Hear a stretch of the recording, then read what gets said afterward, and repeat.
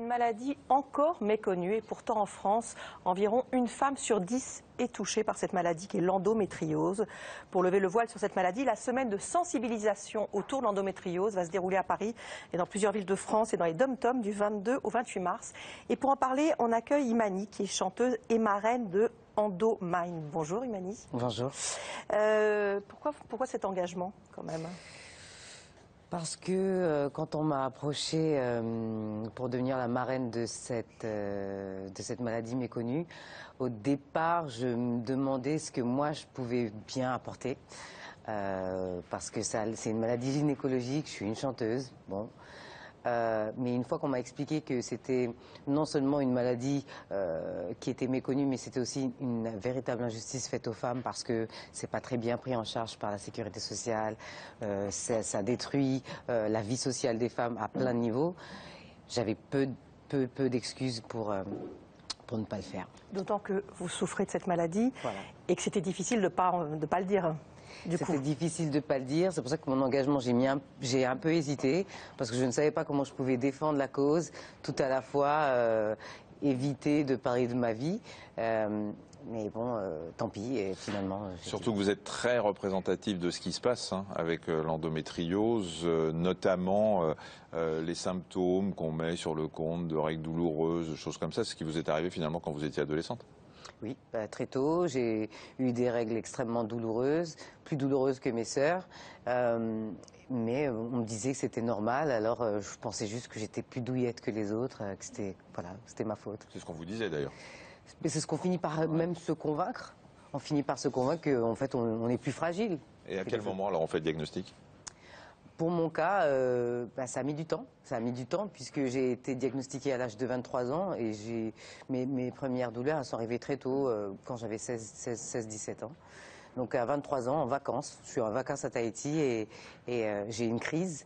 Et je suis tombée sur un gynéco qui a su à peu près, parce que c'est très intuitif un peu comme diagnostic, puisque c'est seulement quand on fait une opération qu'on peut vraiment confirmer. Et voilà, et donc à 23 ans, on vous annonce que vous avez une endométriose, alors que jusqu'alors, vous pensiez que vous étiez normal. Voilà. Mais en fait, 7 ans en moyenne entre l'apparition des premiers symptômes et le diagnostic, c'est le lot commun de toutes les femmes, pratiquement, qui souffrent d'endométriose, qui effectivement est très long. Comment on peut expliquer ce sentiment un peu de honte et de silence qui entoure toutes ces femmes atteintes de cette maladie, pourtant très fréquente ? Je pense que dès que ça commence à toucher les parties intimes d'une femme, on parle des règles, c'est sale, on est mal à l'aise et puis on a l'impression qu'on n'a pas vraiment le droit de se plaindre parce que c'est quand même le lot commun de toutes les femmes. Bah oui, t'as mal au ventre pendant tes règles, c'est pas un scoop. Et c'est un peu dur de dire je suis comme ça parce que j'ai mes règles. Ça paraît tellement ridicule en fait, puisqu'il n'y a pas de contrepoids pour nous expliquer que mais c'est normal que vous vous sentiez comme ça. En fait, c'est à partir du moment où ça crée une infertilité qu'on peut en parler ? Je pense qu'à partir du moment où vous êtes confronté à l'infertilité, vous pouvez plus vous cacher, vous êtes plus dans le déni en tout cas. Parce que si toutes ces années personne ne vous l'a dit, si d'un coup vous essayez de faire un enfant et qu'on vous explique non, tous vos organes sont collés, votre endométriose elle est trop avancée, vous ne pouvez pas faire d'enfant. Là, d'un coup, vous avez une soupe de vérité qu'il faut boire et c'est ce qui est le plus dur, je pense. Alors, justement, vous parlez des organes qui sont collés. On va rappeler à ceux qui ne connaissent pas l'endométriose qu'en fait, c'est la muqueuse qui est à l'intérieur de l'utérus normalement, qui est sortie de l'utérus et qui va dans les trompes, qui va boucher les trompes, empêcher donc d'avoir des enfants, qui va même sortir dans l'abdomen, dans l'enveloppe qui recouvre les intestins et tout ça va gonfler pendant les règles sous l'effet des hormones et que c'est tout ça qui entraîne des douleurs. Cette maladie est difficile à diagnostiquer, on l'a dit.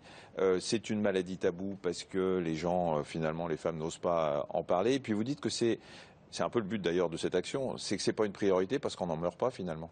Exactement. On n'en meurt pas, donc il n'y a pas de quoi alerter la police.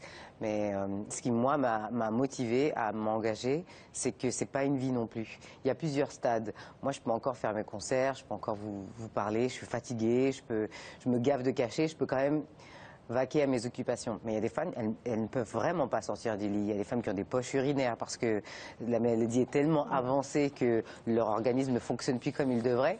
Il y a énormément de divorces chez les femmes atteintes d'endométriose parce que quand vous avez une douleur telle que votre conjoint ne peut même plus vous toucher, tout ça, et c'est teinté d'inexplication.